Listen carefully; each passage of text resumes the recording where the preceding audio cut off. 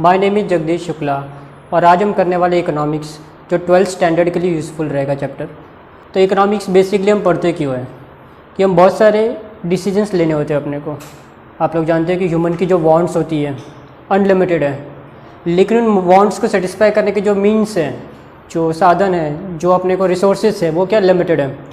जैसे कि आप सपोज 10,000 रुपीज़ अर्न करते हो, बट आपकी वांट्स क्या 10,000 में फिनिश हो जाती है। आपको अगर कोई 2 लाख रुपए दे तो भी कम पड़ेगी ना, 2 करोड़ दे तो भी कम पड़ेगी। तो उन लिमिटेड जो इनकम है या जो रिसोर्सेस है, उनसे कैसे हम ज़्यादा से ज़्यादा चीज़ों को यूज़ करें और अपने जो वांट को सेटिस्फाई करें। तो इकोनॉमिक्स बेसिकली क्या है कि how to utilise those resources to maximise our satisfaction. In one line हम ये बोल सकते हैं कि जो रिसोर्सेज को यूटिलाइज़ करके हम अपने सेटिस्फैक्शन को मैक्सिमाइज कर सकें। तो हमारा जो ये 12th का इकोनॉमिक्स है वो 2 पार्ट में डिवाइडेड है, माइक्रो और मैक्रो। माइक्रो में आपने माइक्रोस्कोप देखा होगा, वहाँ पे हम स्मॉल लेवल पे स्टडी करते हैं, एकदम डीप में डेप्थ स्टडी करते हैं। और मैक्रो एक ओवरव्यू लेते हैं किसी भी चीज़ का। तो हमारा पार्ट 1 माइक्रो से स्टार्ट करेंगे। तो माइक्रो में इंडिविजुअल की स्टडी करते हैं, जैसे कि एक कंज्यूमर हो गया, एक सप्लायर हो गया, उसकी जो भी सप्लाई है वो हो गई, कोई एक मार्केट हो गया। तो हम सबसे पहले कंज्यूमर से स्टार्ट करेंगे। तो हमारा जो सेकंड चैप्टर है यूटिलिटी एनालिसिस, तो उसको स्टार्ट करेंगे। तो यूटिलिटी एनालिसिस एक कंज्यूमर्स बिहेवियर को शो करता है। ये किसको शो करता है? Consumers behaviour. आपको पता होगा कंज्यूमर क्या होते हैं, कौन होते हैं, क्या करते हैं। वो कंज्यूमर्स वो होते हैं जो क्या करते हैं, गुड्स को कंज्यूम करते हैं, मतलब खरीदते हैं और यूज़ करते हैं। मतलब बेसिकली सिंपल वर्ड्स में हम बोल सकते हैं वो बायर होते हैं जो सामान खरीदते हैं और ख़ुद के लिए वापरते हैं। जैसे कि आपने शर्ट खरीदा तो शर्ट आपने पहन ली, आपने कोई खाने पीने की चीज़ ली तो वो आपने खा ली, आपने शूज़ लिए तो शूज़ पहन लिए, तो आप कंज्यूमर हो गए। तो कंज्यूमर्स कैसे बिहेव करता है मार्केट में, तो उसके ऊपर ये चैप्टर है पूरा। तो सबसे पहले हम इसका मीनिंग देखते हैं, यूटिलिटी क्या होता है। Utility means want satisfaction power of A commodity. कोई भी कमोडिटी, मतलब कमोडिटी मीन्स कोई भी गुड्स एंड सर्विसेज जो क्या करता है, आपके वांट को सेटिस्फाई करता है। तो यूटिलिटी क्या होता है? Want satisfaction power of A commodity.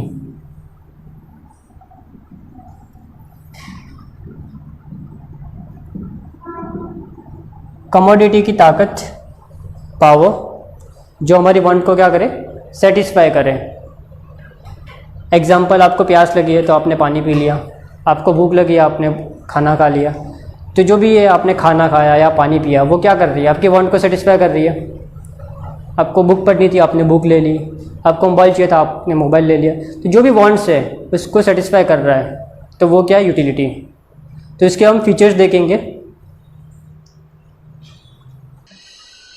तो चलिए हम देखते हैं कि फ़ीचर्स क्या यूटिलिटी के।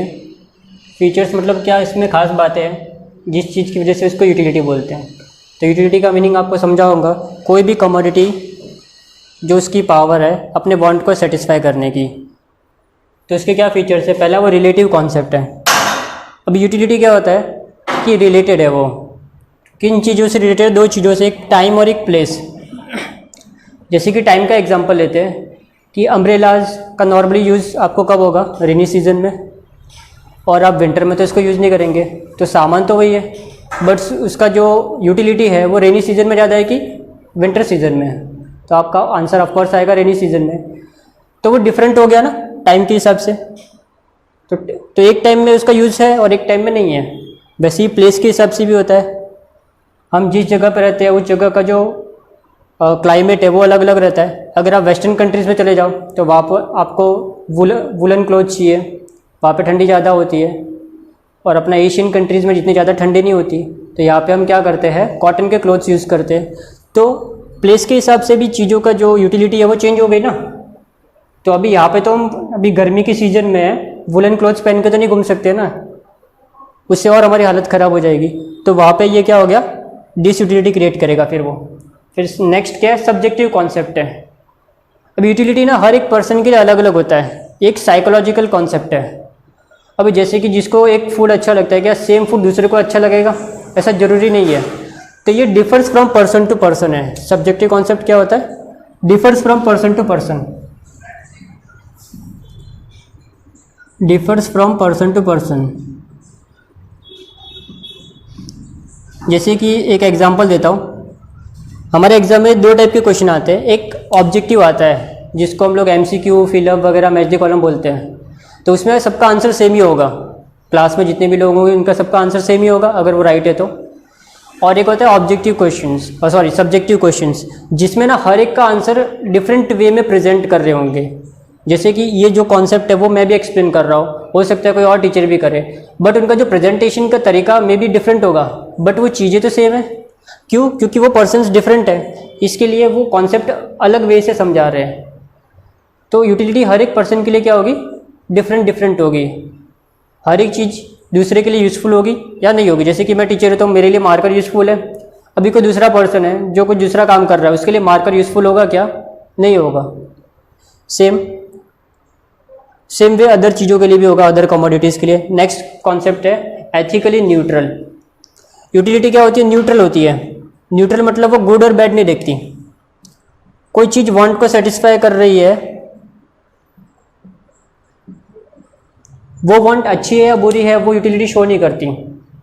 जैसे कि एक एग्जांपल के लिए देख सकते हैं, नाइफ अगर किसी मर्डरर के पास है तो मर्डर कर सकता है तो नाइफ, तो वो उसकी जो यूटिलिटी है वो उसको मिल रही है ना, उसका जो काम क्या है, पर्पस क्या है? मर्डर करना। सेम वे एक नाइफ डॉक्टर के पास होता है तो उससे वो किसी पेशेंट की हेल्प करता है उसकी जान बचाने में।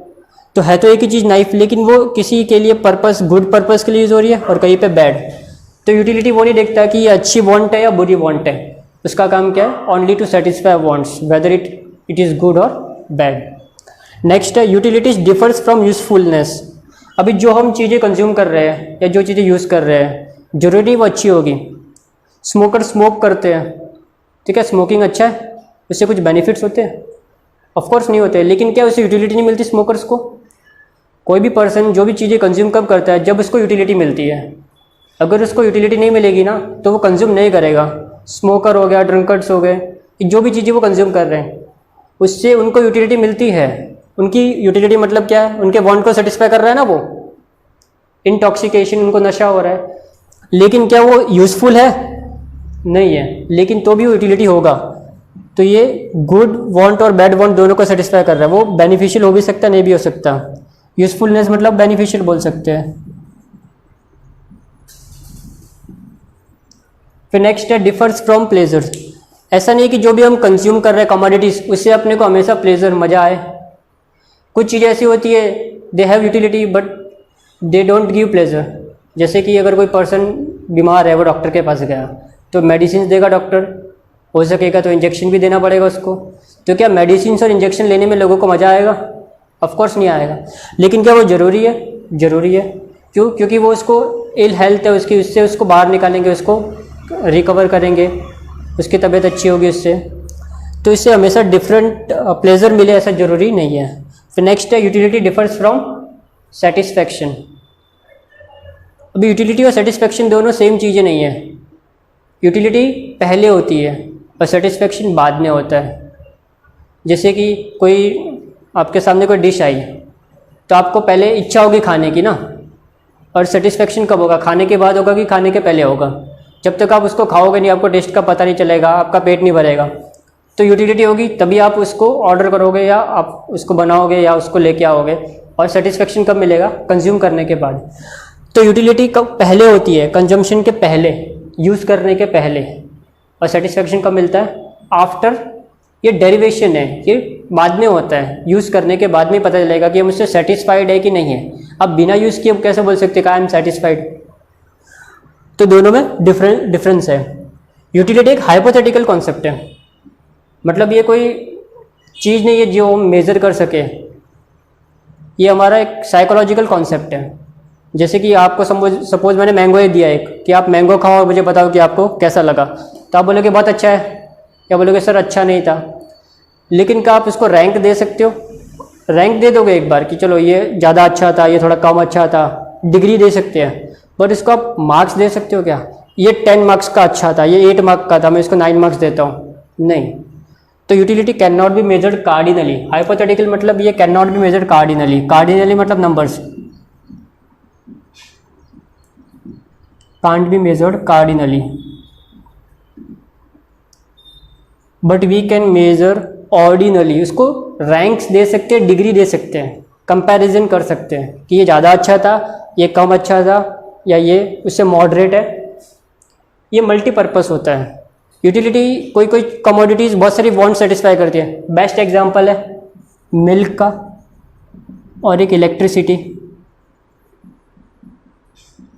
भी मिल्क से हम बहुत सारे प्रोडक्ट बना सकते हैं, इवन और भी बहुत सारे एग्जांपल है, जैसे कि मिल्क से आप मिल्क शेक बना सकते हैं, टी बना सकते हैं, लस्सी, दूध, दही, छाछ, बहुत सारे प्रोडक्ट बनते हैं इसके। और इलेक्ट्रिसिटी से भी आप बहुत सारे इक्विपमेंट्स रन कर सकते हैं, फ़ैन है, एसी है, गीज़र है, और आपका जो ट्यूबलाइट्स है, तो बहुत सारे आपके वांट्स को सेटिस्फाई करता है। तो यूटिलिटी क्या होती है? मल्टीपर्पज़, एक कमोडिटी मल्टीपल वांट्स आपके सेटिस्फाई करती हैं। फिर नेक्स्ट है depends upon intensity of want. Intensity means आपकी वांट कितनी ज़्यादा है, जितनी वांट ज़्यादा होगी आपको यूटिलिटी उतनी ज़्यादा मिलेगी।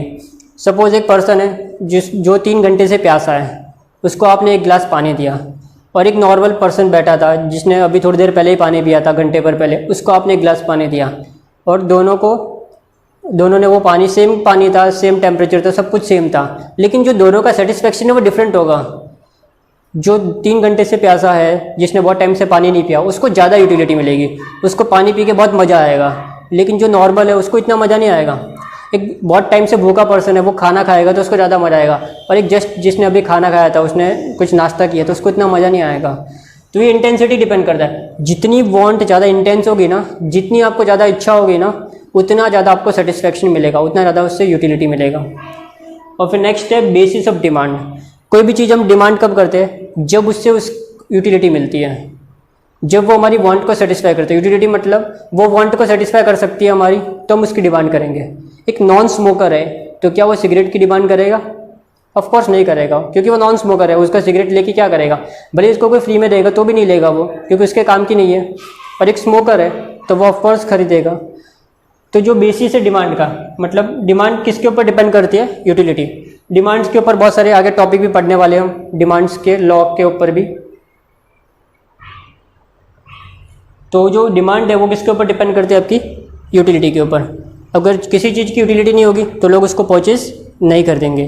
तो चलिए हम आगे देखते हैं फॉर्म्स ऑफ यूटिलिटी। तो चलिए हम आगे देखते हैं फॉर्म्स और टाइप्स ऑफ यूटिलिटी। यूटिलिटी कितने टाइप की होती है? मेनली ये 6 टाइप्स की होती है।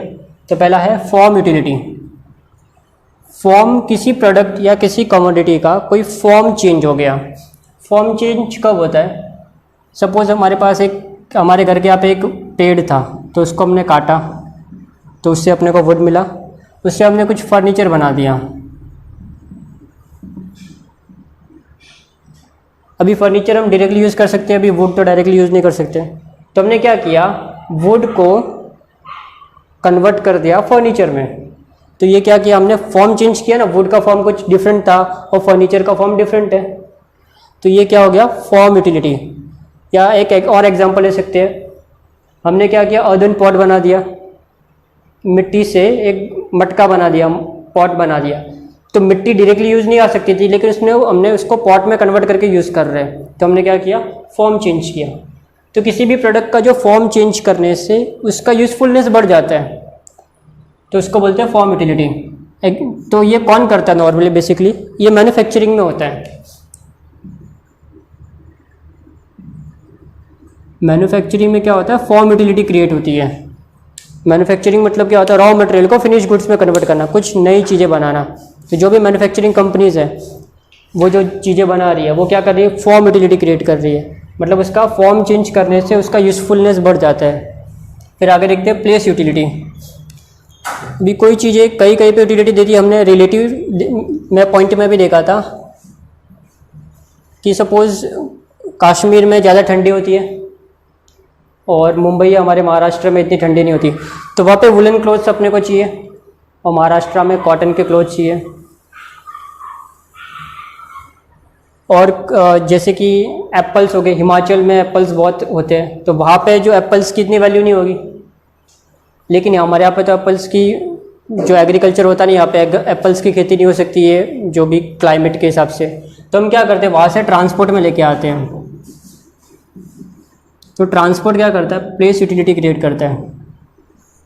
एक चीज़ें एक जगह से लेके दूसरी जगह लेके जाते हैं, तो प्लेस चेंज होने से उसकी यूज़फुलनेस बढ़ जाता है ट्रांसपोर्ट की वजह से। जो चीज़ें जहाँ पे स्कैर्स होती है, कम होती है, वहाँ पे उसकी यूटिलिटी ज़्यादा होती है, मतलब वहाँ पे उसकी डिमांड ज़्यादा होती है। और जहाँ पे वो ज़्यादा है वहाँ पे लोग उसको ज़्यादा डिमांड नहीं करते हैं। फिर नेक्स्ट है सर्विस यूटिलिटी। सर्विसेज जो प्रोफेशनल्स देते हैं, जैसे कि डॉक्टर्स हो गया, टीचर्स है, लॉयर्स है, चार्टर्ड अकाउंटेंट है, कोई आर्किटेक्ट है, इंजीनियर्स है, ये जो सर्विसेज दे रहे हैं तो उनको बोलते हैं सर्विस यूटिलिटी। तो इसमें आपके जो प्रोफेशनल्स आ गए, डॉक्टर्स है, लॉयर्स है, टीचर्स है, फिर कोई डॉक्टर्स हो गए, कोई चार्टर्ड अकाउंटेंट्स है, इंजीनियर्स है, एंड सो ऑन। ठीक है। फिर नेक्स्ट है टाइम यूटिलिटी। टाइम यूटिलिटी का हमने एक एग्जांपल भी देखा था अम्ब्रेला का। जैसे कि अम्ब्रेला का यूज़फुलनेस कब होता है ज़्यादा, रेनी सीजन में, विंटर में तो हम यूज़ नहीं कर सकते।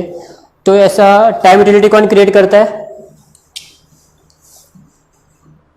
एक होता है warehouse. Warehouse means godown, जहाँ पे हम सामान स्टोर करके रखते हैं। जैसे कि अम्ब्रेलाज अभी रेनी सीजन में यूज़ करते हैं, बट उसका प्रोडक्शन क्या, अभी बारिश चालू होने वाली है तभी करेंगे, उसका प्रोडक्शन ऑलरेडी पहले हो जाता है और उसको स्टोर करके रखते हैं हम लोग, और जब भी ज़रूरत होती है वहाँ से हम रिलीज़ करते हैं। जैसे कि बहुत सारी जो एग्रीकल्चर क्रॉप्स होती हैं वो साल भर नहीं होती, बट उनका जो डिमांड तो साल भर होता है, तो हम क्या करते हैं, ड्यूरिंग द पीरियड उसको स्टॉक कर देते हैं। तो वेयर हाउस में हम रख देते हैं उसको, बाद में जब चाहिए तब उसको निकालते रहते हैं, जब उसकी डिमांड होगी तब उसको विड्रॉ करेंगे। फिर नेक्स्ट है नॉलेज यूटिलिटी। किसी भी चीज़ की यूटिलिटी बढ़ जाती है नॉलेज के बढ़ने से। सपोज़ हमारे घर के बाजू में एक प्लांट था जो अननोन था, हमने कुछ रिसर्च किया और पता चला कि यह प्लांट का मेडिसिनल प्रॉपर्टीज़ है कुछ, कि इससे हम एक कोरोना की दवा बना सकते हैं सपोज़। तब इस प्लांट की डिमांड कितनी बढ़ जाएगी, हाँ, लोग उस प्लांट के लिए करोड़ों रुपए देने के लिए तैयार हो जाएंगे ना, जिसके बारे में पहले लोग अननोन थे, कुछ पता नहीं था इस प्लांट के बारे में, तो इस प्लांट की क्या यूटिलिटी बढ़ गई ना अभी तो। या फिर आपके पास कोई गैजेट है, जैसे कि लैपटॉप या कंप्यूटर है, जब आप उसके फंक्शंस ज़्यादा अच्छे से जानोगे तब आप उसको ज़्यादा बेटर वे में आपके लिए यूज़फुल होगा वो, तो आपकी यूटिलिटी उस लैपटॉप की आपके लिए बढ़ जाएगी। तो वो होता है नॉलेज, मतलब नॉलेज के बढ़ने से किसी प्रोडक्ट की यूटिलिटी बढ़ती है। हमारे पास नॉलेज नहीं है तो हम उसका बेस्ट यूटिलाइजेशन नहीं कर सकते प्रोडक्ट का, जो भी कमोडिटीज़ का। तो नेक्स्ट है पोजीशन यूटिलिटी। पोजीशन यूटिलिटी कब होती है, जब गुड्स हमारे पोजीशन में आते हैं। पोजीशन में कब आते हैं, जब हम बाय करते हैं, मतलब जब सेलर बेचता है गुड्स को। गुड्स पहले मैन्युफैक्चरर बनाता है और उसको वो ट्रांसफ़र करता है। मैन्युफैक्चरर बनाता है, उसको प्रोड्यूस किया, फिर इसको दिया होलसेलर को, फिर होलसेलर रिटेलर को देता है, रिटेलर कंज्यूमर को देता है।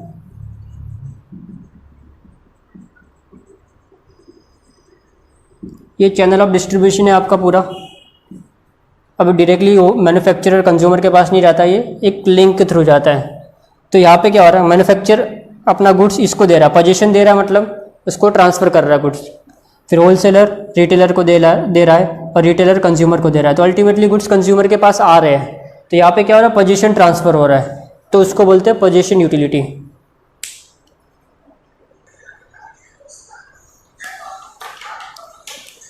तो हम लोग एक एक्सपेरिमेंट करते हैं। सपोज़ कमोडिटी कोई भी एक चीज़ ले लो, मैंगो ले लिया मैंने यहाँ पे एग्जांपल के लिए। तो आपको मैंने एक मैंगो दिया, तो मैंने आपको बोला कि आप उस मैंगो को खाओ और मुझे बताओ कि आप उस मैंगो को आप कितना रेटिंग करोगे। तो सपोज़ हमने देखा वैसे तो utility can not be measured cardinally, but यहाँ पे हमारे इकोनॉमिक्स में अजम्पशन होगा कि इकोनॉमिक जो यूटिलिटी है वो मेज़र कर सकते हैं कार्डिनली। तो आपने मैंगो को खाया और मैंने बोला कि आपको रैंक देना है, तो आपने बोला ठीक है सर, एक मैंगो खा के मैं उसको 10 मार्क्स देता हूँ।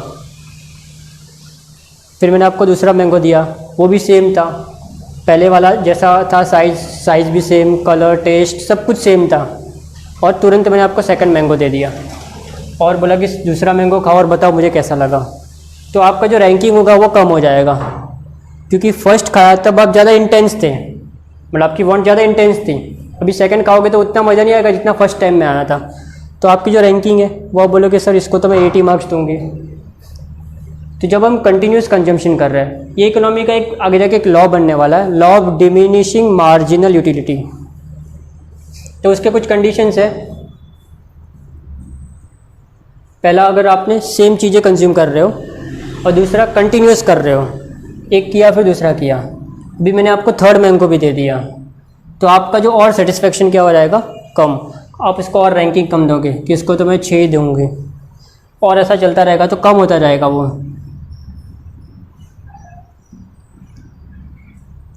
और एक टाइम आएगा कि आप उससे डिससेटिस्फाई हो जाओगे, बोले कोई 7 मैंगो खाएगा तो कैसा होगा उसकी हालत। हाँ, तो 6 मैंगो तक वो ठीक है, बोला कि 6 मैंगो खा के कुछ मज़ा नहीं आया सर, 7वां मैंगो खा के सब बाहर निकल जाएगा, इतने सारे मैंगोस कौन खा सकता है। तो मार्जिनल यूटिलिटी क्या बताता है कि एक यूनिट खा के कितना सेटिस्फेक्शन मिला। सेटिस्फेक्शन मतलब आप यूटिलिटी की बात कर रहे हैं कि एक यूनिट खा के कितना आपको यूटिलिटी मिला। तो आपने फर्स्ट मैंगो कंज्यूम किया तब आपको यूटिलिटी कितनी मिली, 10 की। सेकंड मैंगो से 8, थर्ड मैंगो से 6, फोर्थ मैंगो से 4, फिफ्थ मैंगो से 2, सिक्स्थ मैंगो से कुछ नहीं मिला, और सेवन्थ मैंगो से यूटिलिटी क्या होगी, नेगेटिव होगी। मतलब इसको बोलते हैं डिस यूटिलिटी। ये खा के मज़ा नहीं आया, आप उल्टा उससे नाखुश हो गए। अभी आपने एक मैंगो से आपको कितना मिला, 10 मिला। अभी सेकंड मैंगो से आपको 8 मिला, और 2 मैंगो खा के कितना मिला, 10 + 8, 18। 18 कैसे आया, 10 + 8 किया हमने। अभी 3 मैंगो से कितना मिला, तो इन तीनों को प्लस करना पड़ेगा, तो 18 + 6 कर दो डायरेक्टली। 10 + 8 18, और 18 + 6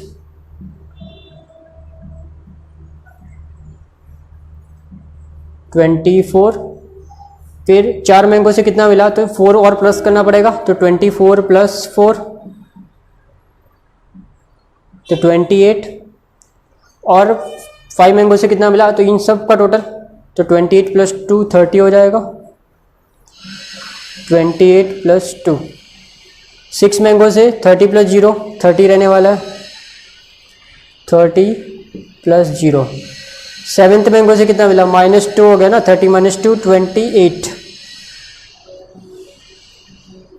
तो ये कैसा हो गया, 30 + -2 28 हो गया आपका।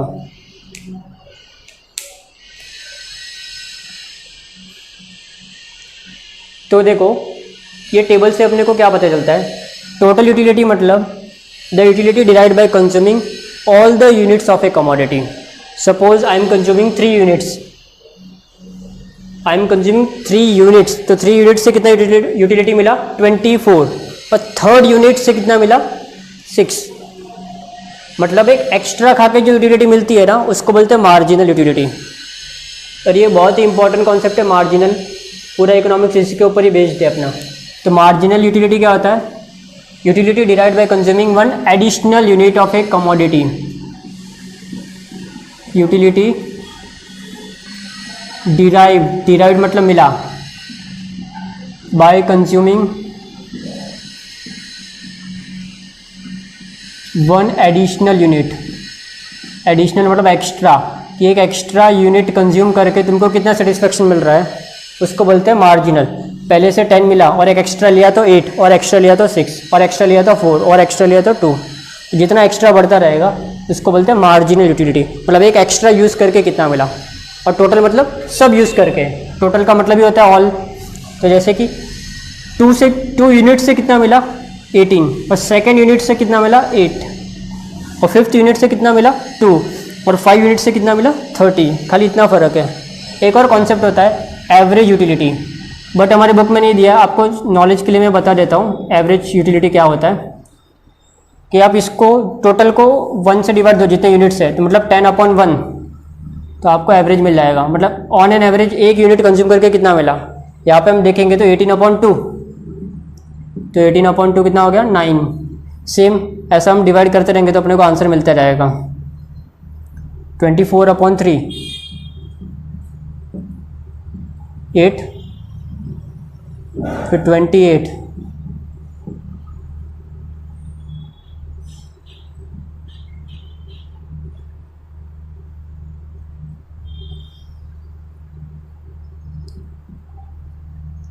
फिर 30/5 6 आ गया, 30/6 5 और 28/7 डेसिमल में भी आ सकता है। तो ये आपका एवरेज है, मतलब एक ऑन एन एवरेज एक से कितना मिला, तो आपका देखो एवरेज गिरता जा रहा है। तो ये टेबल से पता क्या चलता है, तो चार चीज़ें अपने को मेनली पता चलती है इससे कि इनिशियली जब हमने कंजम्पशन स्टार्ट किया था तब दोनों क्या था, सेम था। मतलब at the beginning total utility and marginal utility both are equal. When consumption increases, जैसे हम कंजम्पशन क्या करते हैं, बढ़ाते हैं, टोटल यूटिलिटी इंक्रीजेस। लेकिन यहाँ पे इंक्रीमेंट देखो, यहाँ पे कितने से हुआ, 8 से हुआ, डिफरेंस चेक करो, मतलब यही है आपका डिफरेंस। 8 से बढ़ा, फिर 6 से बढ़ा, फिर 4 से बढ़ा, फिर 2 से बढ़ा, फिर नहीं बढ़ा, फिर गिर गया। तो टीयू बढ़ रहा है but at a diminishing rate. Diminishing मतलब डिक्रीजिंग रेट। तो फर्स्ट स्टेटमेंट क्या था कि at initial point, at starting, TU and MU are equal, TU और एमयू दोनों सेम है। But when consumption goes on या consumption increases, TU increases but at a diminishing rate. तो ये वर्ड आपको याद रखना है, ये बढ़ता है बट कैसे बढ़ता है, पहले ज़्यादा बढ़ता है, पहले 8 से बढ़ा, फिर 6 से, फिर 4 से, फिर 2 से, फिर कांस्टेंट है, फिर गिर गया। एमयू की बात करें तो MU starts falling from beginning, देखो ये गिरता ही जाता है, 10 8 6 4 2 0 माइनस, और नेगेटिव भी हो जाता है। मतलब MU diminishes from the beginning या फॉल्स फ्रॉम द बिगिनिंग। फिर जब 6 यूनिट कंज्यूम किया था, मतलब जब टीयू मैक्सिमम, इन शॉर्ट क्या बोल सकते हैं, when TU is maximum MU is 0। जब आपका टोटल यूटिलिटी मैक्सिमम होता है तो मार्जिनल कितना होता है, 0। ये सब बातें आपको याद रखनी है, एमसीक्यू में आएगी, आपको एग्जाम में आ सकती है। तो 6 यूनिट पर इसको मैक्सिमम सेटिस्फेक्शन मिलता है, उसको बोलते हैं पॉइंट ऑफ सैटिस्फैक्शन। तो जैसे ही 7th यूनिट कंज्यूम किया तो ये जो नेगेटिव हो गया इसको बोलते हैं डिस यूटिलिटी, यहाँ पे आपका टोटल गिर गया। और आपका जो मार्जिनल यूटिलिटी है वो पॉजिटिव हो सकता है, 0 भी हो सकता है, इवन नेगेटिव भी हो सकता है, बट टोटल यूटिलिटी कभी नेगेटिव नहीं हो सकता। इसके आगे वो कंज्यूम करेगा ही नहीं, इवन 0 के आगे वो जाएगा ही नहीं, क्योंकि इसके बाद वो खुश नहीं होगा, नाखुश होगा, माइनस हो गया ना, नेगेटिव। इसके आगे और कंज्यूम करेगा तो और ये गिरता है, बट वो इसके आगे कंजम्पशन बंद कर देगा अगर वो रैशनल कंज्यूमर है तो हमने क्या देखा कि इनिशियली दोनों सेम था, ये गिरता रहता है, ये बढ़ता है, but at a diminishing rate. जब टीयू मैक्सिमम था, एमयू 0 था, टीयू ऑलवेज पॉजिटिव होता है और एमयू में भी पॉजिटिव, नेगेटिव और 0 भी हो सकता है। जब टीयू मैक्सिमम था और एमयू 0, इसका अगर हम ग्राफ बनाएंगे, मैं आपको अभी रफली बता देता हूँ, बाद में हम इसको फेयरली भी देख लेंगे बुक से।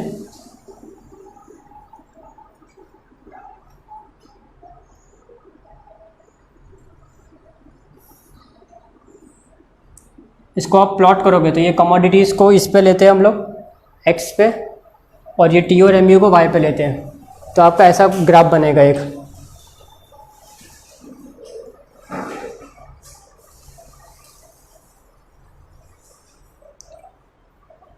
और ये आपका होगा पॉइंट ऑफ सैटिस्फैक्शन। ये मैक्सिमम यहाँ पे जो 30 है वो यहाँ पे आता है, 6th यूनिट आपका इधर आता है, तो ये पॉइंट ऑफ सैटिस्फैक्शन होता है।